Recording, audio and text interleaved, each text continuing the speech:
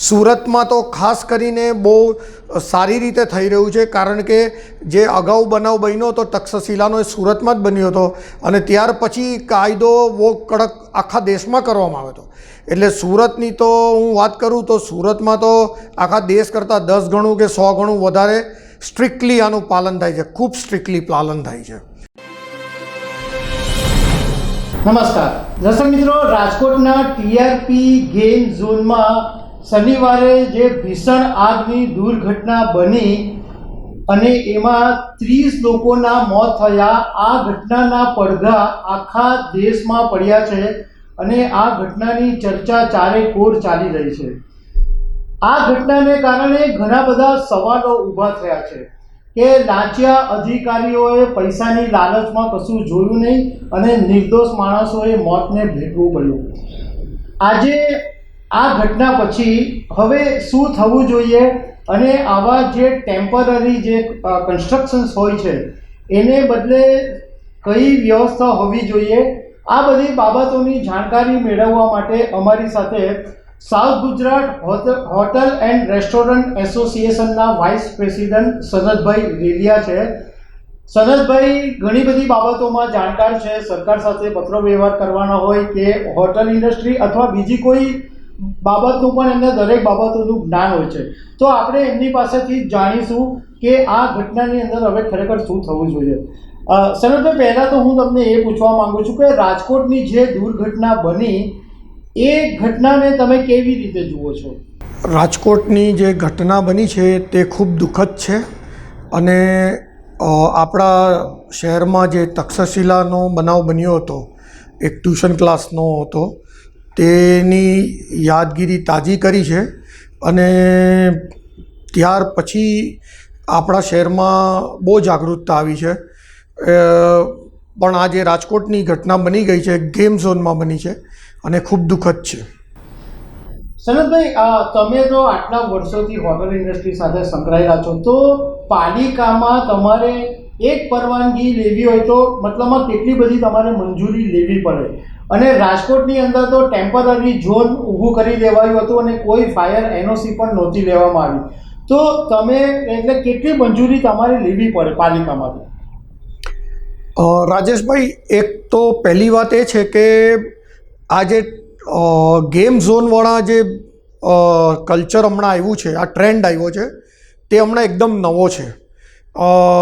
જે એન્ટરપ્રુનર છે, જે લોકો આ ધંધો શરૂ કરી રહ્યા છે તે લોકો માટે બી નવો છે અને સરકારી અધિકારીઓ માટે, સરકાર માટે, બધા માટે પણ એકદમ નવો છે.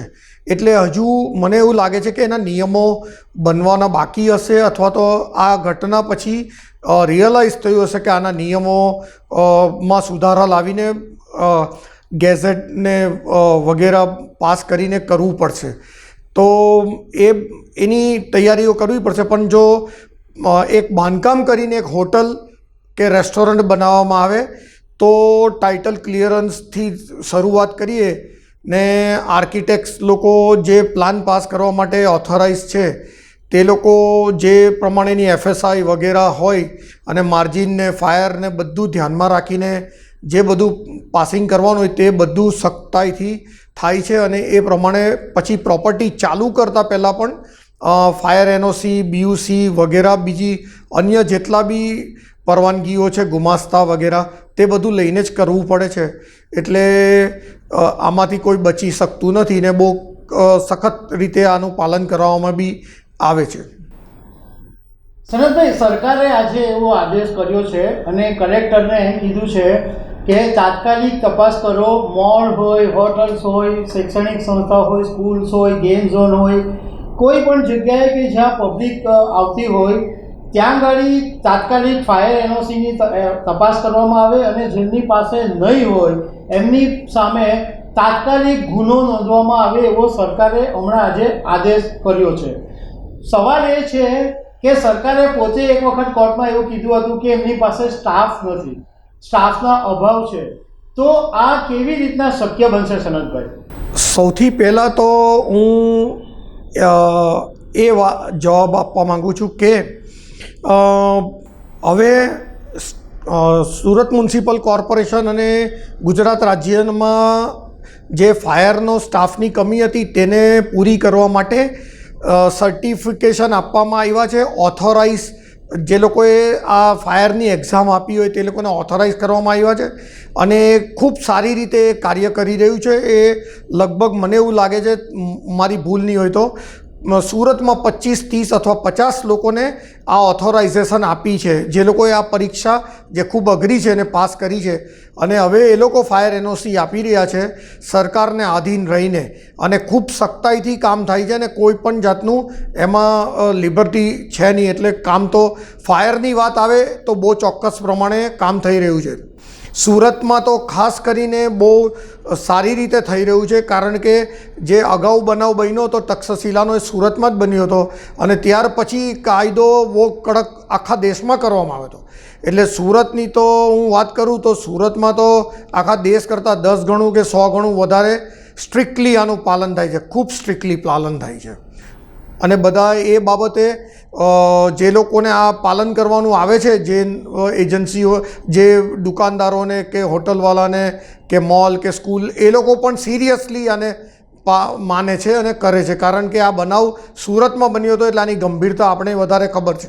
પાલિકાના અધિકારી સાથે વાત કરી તો એમણે કીધું કે સુરતની અંદર ધારો કે કોઈ મેળાનું આયોજન થાય અથવા કોઈ પણ જગ્યાએ તો ટેમ્પરરી 2-3 મહિના માટે પરમિશન આપવામાં આવે, પણ જે લોકો આવી રીતના પરમિશન લેતા હોય ટેમ્પરરી કન્સ્ટ્રક્શન કરીને અને પછી એ કન્ટિન્યુ રાખતા હોય છે 1 વર્ષ, 2 વર્ષ, 3 વર્ષ, કારણ કે એને લીધે એમની આકારણી પણ બચી જતી હોય છે અને પછી અધિકારીઓ એ બાબતે ધ્યાન પણ નથી રાખતા. તો સુરતની અંદર શું સ્થિતિ છે? કારણ કે સુરતમાં પણ ઘણી બધી જગ્યાએ એવું જોવા મળે છે કે લોકો ટેમ્પરરી સ્ટ્રક્ચર ઊભું કરીને પોતાનો ધંધો ચાલુ કરી દે છે. આ બાબતે એવું છે ને કે અમારું એસોસિએશન જે છે સધન Gujarat hotel and restaurant association, તે તો બધી કન્સ્ટ્રક્ટેડ પ્રોપર્ટી જ હોય. હવે તમે જે વાત કરો છો કે આ ડોમ બનાવ્યું હોય કે ગેમ ઝોન બનાવ્યું હોય, તે એક હોટલ અને રેસ્ટોરન્ટ નથી. એટલે હું એના માટે યોગ્ય જવાબ તો નહીં આપી શકું, પરંતુ માનો કે કોઈ ખુલ્લી જગ્યાઓમાં કોઈ રેસ્ટોરન્ટ ચાલતી હોય તો એ મારા ખ્યાલથી ખુલ્લું હોય છે, એ ક્લોઝ નથી હોતું. એટલે એમાં ફાયર સેફટીનો એટલો પ્રોબ્લેમ નહીં આવે. પણ એને હું એ બાબતે કોઈ બચાવ કરવા નહીં માગતો. દરેકે પોતાના જે નિયમો છે તેનું પાલન તો કરવું જોઈએ. તેમાં ખાસ કરીને ફાયર એનઓસીનું તો પાલન બિલકુલ કોઈ પણ જાતના એક્સક્યુઝ વગર એનું પાલન કરવું જોઈએ. રહ્યો સવાલ કોઈ ક્લોઝ ડોમ હોય, એર કન્ડિશન ડોમ હોય, તો તેના માટે સરકારના કાયદાઓ જોઈને કામ કરવું પડે. એના માટે મારી પાસે કોઈ એવો ખાસ નોલેજ નથી અને એનો હું જવાબ નહીં આપી શકું.